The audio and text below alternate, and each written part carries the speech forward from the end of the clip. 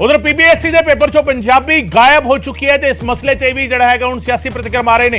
PPSC इम्तिहान के प्रश्न पत्र नूं लैके विवाद जड़ा है खड़ा हो गया है। पंजाबी विच प्रश्न पत्र नहीं मिलिया। पीपीएससी इम्तिहान के प्रश्न पत्र नूं लैके सवाल खड़े हुए ने, विवाद जड़ा है खड़ा होया है। पंजाबी विच प्रश्न पत्र नहीं मिलिया, क्वेश्चन पेपर नहीं मिलिया।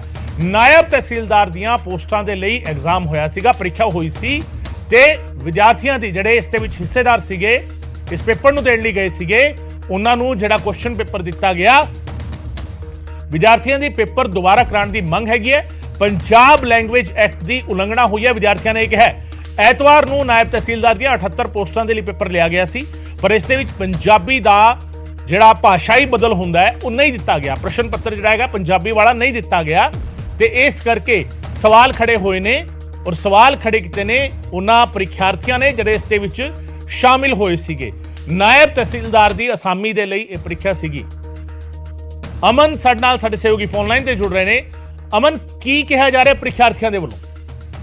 गगन, सब तो पहला तो जो उन्होंने खदशा है मुख तौर पर वो पंजाबी भाषा को लेके है कि असी पंजाब सूबे च पंजाब की एक पोस्ट ਲਈ पेपर दे रहे हैं नायब तहसीलदार ही, और 78 पोस्टां का पेपर सीगा जो पटियाला च होया है। पर पंजाबी भाषा ही जिहड़ी है वो क्वेश्चन पेपर के अंदर उपलब्ध नहीं सीगी।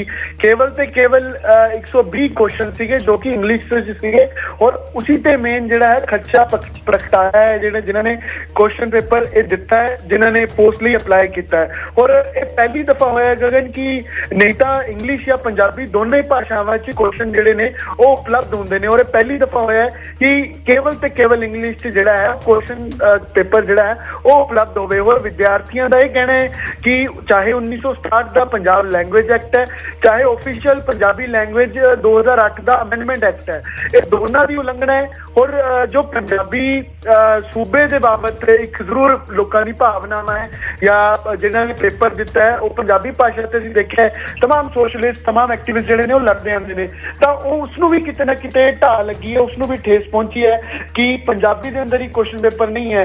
हालांकि साडी भी गलबात हुई जिहड़े पीपीएससी दे एग्जाम सैकटरी ने रमनदीप, तो उन्होंने भी गलबात हुई। वो कह रहे हैं कि संज्ञान लिता इस मामले का और गवर्नमेंट नाल गलबात की जा रही है।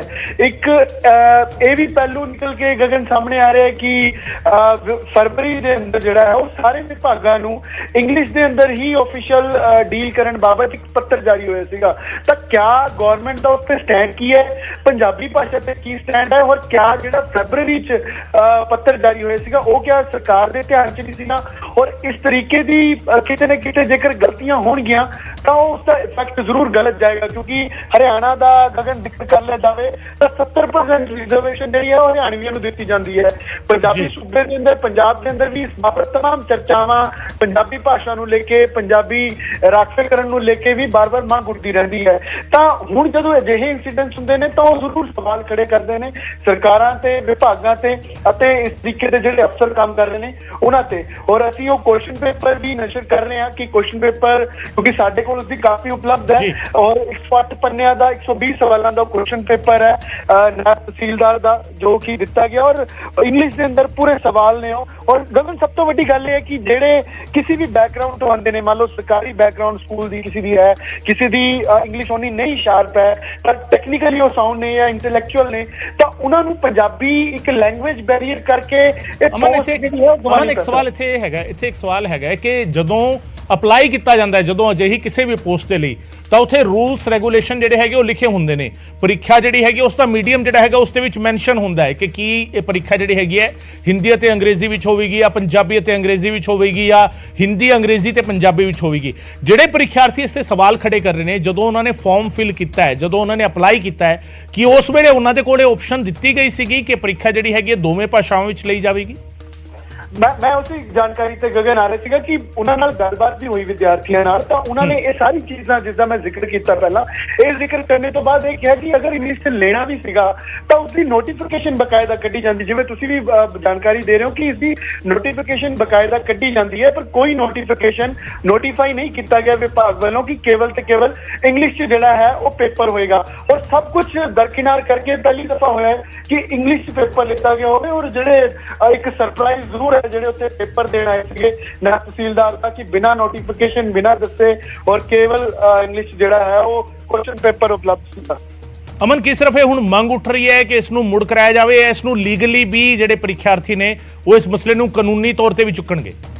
देखो गगन, मांग दोबारा करवाने की तो हो ही रही है और जेकर सरकार ने कोई इस पे फैसला नहीं लिया या कोई अपनी टिप्पा टिप्पणी नहीं की तो लाजमी तौर पर कोर्ट का राह तो खुला ही है, क्योंकि बिना नोटिफिकेशन दे और पहली दफा जेकर इस तरीके का इंसीडेंस होवे और रिजर्वेशन की असीं बार बार गल करते हैं, पंजाबी भाषा की गल करते हैं, पंजाबी एक्ट की उलंघना की विद्यार्थी गल कर रहे हैं, तो लाजमी तौर पर एक कोर्ट का राह तो बनता ही है कि बिना नोटिफिकेशन से पंजाबी भाषा नूं दरकिनार करके जिहड़ा है पेपर उपलब्ध करवाया गया और विभाग नूं इस ते जिहड़ा है वो नोटिस भी देखण नूं मिल सकदा है और सरकार दे नाल तां गलबात कीती जा रही है, क्योंकि पीपीएससी जिहड़े अधिकारी ने जो एग्जाम सैक्रेटरी ने उन्हां दा भी यही कहना है कि सरकार नाल इस बाबत गलबात कीती जा रही है कि कित्थे ढिल रही कित्थे लापरवाही रही और जिम्मेवारी तय कीती जावे। इस तमाम चीज़ां बाबत गलबात भी सरकार दे नाल कीती जा रही है। और गगन, लाजमी चीज़ ये जरूरी ये भी हो जाता है कि आम आदमी पार्टी जिवें कुलतार संधवा है या तमाम वो लीडर्स ने आम आदमी पार्टी दे वो पंजाबी ते पहरा दिंदे आए ने, पंजाबी बाबत बार बार अपनी आवाज बुलंद करते आए ने, तो जेही सरकार आम आदमी पार्टी दी होवे और अजिहा इंसीडेंस होवे तो बिल्कुल कई सारे सवाल खड़े होंगे। बहुत बहुत शुक्रिया अमन इस तमाम जानकारी के लिए। अमन भारद्वाज सानू जानकारी दे रहे सन ते इसे मसले ते मनजिंदर सिरसा बीजेपी ਦੇ ਆਗੂ ਉਹਨਾਂ ਨੇ ਕੀ ਕਿਹਾ ਇਹ ਵੀ ਤੁਹਾਨੂੰ ਸੁਣਾ ਦਿੰਦੇ ਹਾਂ। Punjab public service commission board जो कि पंजाब के पीसीएस अफसर बनाता है उस दे अंदर पंजाबी भाषा नूं बंद कर दिता गया है। पंजाबी दे अंदर उहदे अंदर हुण इम्तिहान नहीं होणगे, ये फरमान आ चुकिया है। और मैनूं बड़ी दुख और अफसोस नाल कहना पै रहा है कि जदों कल इहदे टेस्ट शुरू होए तो अचानक लोगों नूं शौक लगा जदों कहा पंजाबी भाषा नहीं हैगी। दिल्ली अंदर भी आम आदमी पार्टी ने इस तरह किया, पंजाबी स्कूलों च बंद कर दी है, पंजाबी टीचरों की भर्ती बंद करती, इत्थों तक कि जिहड़े पंजाबी क्लर्क लगे सी मंत्रियों नाल वो पोस्ट ही हटा दी गई, सिख मंत्री भी हटा दिता गया। मैं भगवंत मान जी के चरणों च बेनती करदा है, भगवंत मान जी ये मां बोली तुहाडी मेरी सारियां दी आ, ये सानू ना केवल अपनी भाषा नाल बल्कि गुरमुखी गुरसिੱਖੀ नाल जोड़न दा काम करदी। इस करके आप जी दे चरणों च बेनती आ इस नूं बंद ना करो। अज पंजाब पब्लिक सर्विस कमीशन च बंद होई आ, हौली हौली तुहाडी सरकार स्कूलों च भी बंद कर दूगी। इस करके बेनती आ इत्ते ते संज्ञान लो और तुरंत पंजाबी बहाली करो और पीपीएससी दे एग्जाम पंजाबी च होने चाहिए, ऑर्डर पास करो।